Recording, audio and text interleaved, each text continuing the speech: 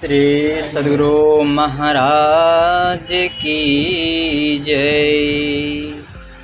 महर्षि में ही जीवन और उपदेश में गीता का ज्ञान। भगवान श्री कृष्ण के बताए गए ज्ञान के संबंध में कहा गया है कि सब उपनिषद गौ रूप हैं। अर्जुन बछड़ा है और भगवान श्री कृष्ण दोहने वाला है। उपनिषदों के ज्ञान का सार निकालकर जो भगवान श्री कृष्ण ने दिया है वही श्रीमद् भागवत गीता है। भगवान श्री कृष्ण ने गीता का ज्ञान विकट संकट के समय में अर्जुन को दिया था। वह समय कैसा था आप जानते हैं। महाभारत युद्ध के आरंभ का समय था। खास अपने चचेरे भाइयों में यह युद्ध हुआ था। अर्जुन ने भगवान से कहा, मेरे रथ को दोनों सेनाओं के बीच में ले चलिए, जिससे मैं देख सकूं कि मुझे किन किन वीरों से लड़ना है। भगवान ने वैसा ही किया। दोनों तरफ दृष्टिपात करके अर्जुन ने देखा कि दोनों ओर मेरे अपने ही लोग हैं। इन सबको अपने हिस्से के राज्य को प्राप्त करने के लिए मारो और मरवाओ। ऐसा क्रूर कर्म करना ठीक नहीं। उनका चित्त दयार्द्र होकर विह्वल हो गया और करुणा से भर गया। उन्होंने भगवान से कहा कि मैं युद्ध नहीं करूँगा। श्री कृष्ण ने फटकारा और कहा, तू अपने क्षत्रियत्व को भूलकर ऐसा बोल रहा है।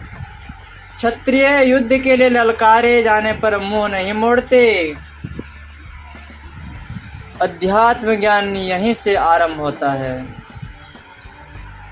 सांख्य दर्शन के अनुकूल आत्मज्ञान का उपदेश दिया कि शरीर मरा हुआ है, आत्मा अवध्य है, तो किसके लिए शोक करता है।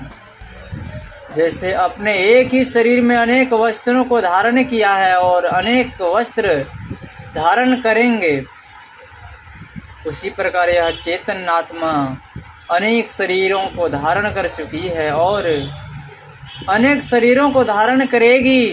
तुम्हारे और हमारे बहुत से जन्म हुए हैं। मैं जानता हूँ, तू नहीं जानता। भगवान महायोगेश्वर थे। अनेक जन्मों की बात वे क्यों नहीं जानेंगे। आप जानते हैं कि भगवान बुद्ध के दो शिष्य थे, सारिपुत्र और मौदगल्यायन। मौदगल्यायन सिद्ध पुरुष थे और सारिपुत्र भी सिद्ध थे। मौदगल्यायन समाधि में बैठे हुए थे। उनको दुष्टों ने सांप्रदायिकता के द्वेष के कारण इतना पीटा कि हड्डी चूर चूर कर दी। इसी में उनका शरीर छूट गया। शिष्यों ने भगवान से पूछा कि ऐसे सिद्ध महात्मा की यह दशा क्यों हुई। बुद्ध ने कहा, अपने पिता को जो बहुत वृद्ध थे उन्होंने पूर्व जन्म में जंगल में छोड़ दिया था।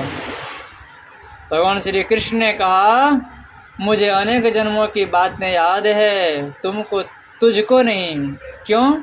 इसलिए कि वे महायोगेश्वरो हरि थे। बचपन में दूध पीते समय से ही वे अपनी महालीला दिखाने लगे थे। यह योग की महिमा है। भगवान ने सांख्य योग का ज्ञान दिया, आत्मा की अमरता का ज्ञान दिया। आत्म तत्व अमर है, यह ज्ञान प्रत्यक्ष कैसे हो।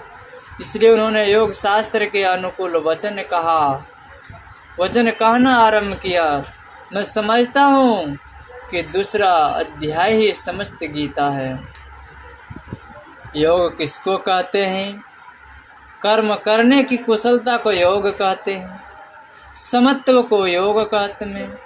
समत्व प्राप्त होता है समाधि साधन में। इन तीन बातों को आप मुख्य मानिए। आगे चलकर कर्म करने का कौशल क्या है यह वर्णन किया गया है। कर्म इस तरह करो कि उसके फल में आसक्ति नहीं हो। कर्म फल छोड़कर कर्म करो।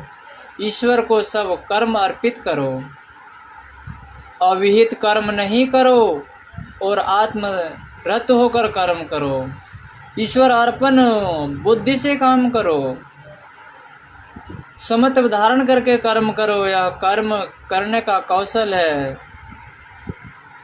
तब तुझको कर्म का बंधन नहीं होगा। कर्मों में राजस, तामस और सात्विक कर्मों का भी बहुत वर्णन कर्मों में राजस, तामस और सात्विक कर्मों का भी बहुत वर्णन किया है। और अंत में कहा कि सब धर्मों को छोड़कर मेरी शरण में आ जाओ। श्री सद्गुरु महाराज की जय। शांति संदेश अक्टूबर अंक सन 1964 ईस्वी की पत्रिका में। श्री सद्गुरु महाराज की जय।